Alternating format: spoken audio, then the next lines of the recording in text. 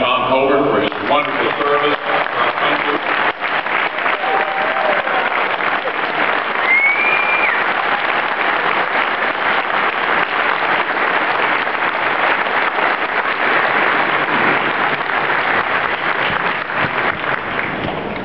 Ladies and gentlemen, you know, you can really tell the effectiveness of a conservative by the reaction they get from liberals. Liberals absolutely hated, just hated, when Tom Colbert steps onto the Senate floor. He's one of the smartest, most principled, most decent men I've ever served with. He reminds all of us every day of why it is we decided to run for office in the first place.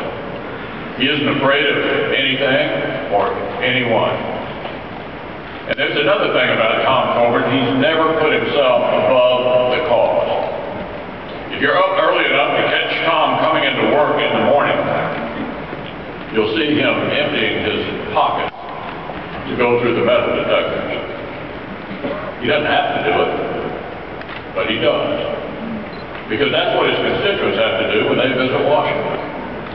He's the only senator I know who does that every single morning.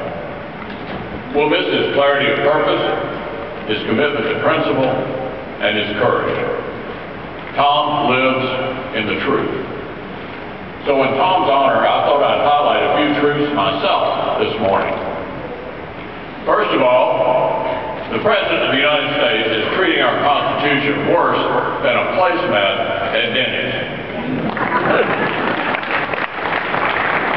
I've spent so much time over in the Supreme Court trying to stop these guys, I'm practically on a first-name basis with the bailiff.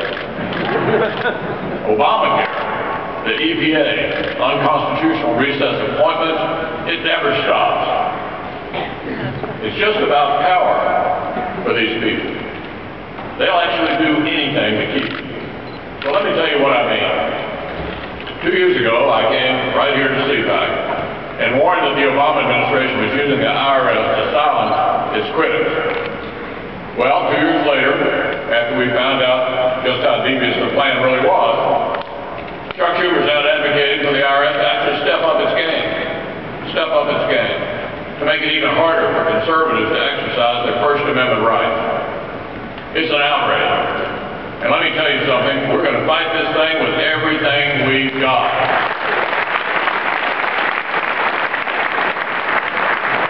And look, here's the second truth liberals love to keep secret.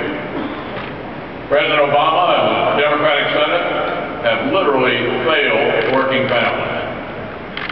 Look, the greatest con game in modern American politics is the idea that more government is good for the little guy. Here's the truth. Under this president and Harry Reid, the rich have gotten richer, the poor have gotten poorer, and the middle class are being squeezed like never before. They've done next to nothing for the little guy. They said more spending would create good jobs for working men and women. They said more taxes on the rich would level the playing field for the poor. They said new regulations would punish the big banks. And of course, they said if we like it, we can keep it. Here's the truth. Their Wall Street reforms have shuttered community banks, while the biggest banks on Wall Street have gotten even bigger. Thanks to Obamacare, a lot of small, rural, doctor-owned hospitals are going out of business, while corporate hospitals work out deals with big insurance companies. In Obama's economy, the CEO of a major corporation calls Washington for a tax credit, while the little guy's left scraping together the cash he now needs for an accountant. Meanwhile, the media doesn't even notice. They're too busy trying to fix Benghazi for Hillary, or playing defense for Harry Reid's latest smear campaign. Can you believe this guy?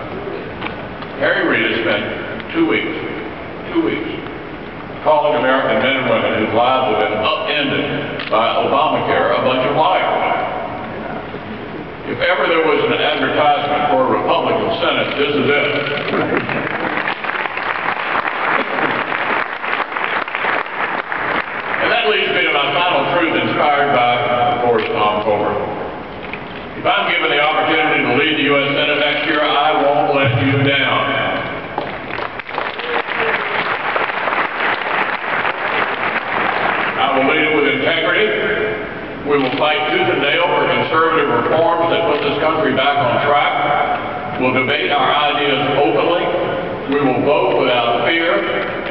govern with the understanding that the future of this country depends upon our success. The best conservative ideas for lifting Americans out of poverty will get a hearing, and the same old socialist notions that never pan out will finally be put to rest.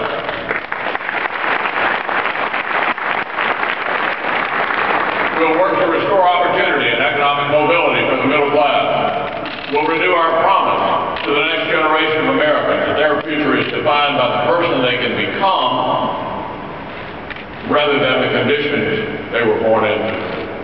My friend, never before has it been so hard for the rich to become poor or for the poor to become rich. That's what is un-American. I can't stand it, and you can't stand it, and if we win the majority in November, I will work every day to change it.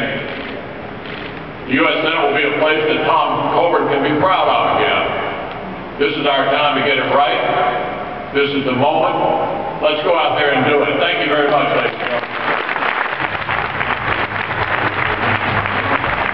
Ladies and gentlemen, please welcome the Honorable John Bolton,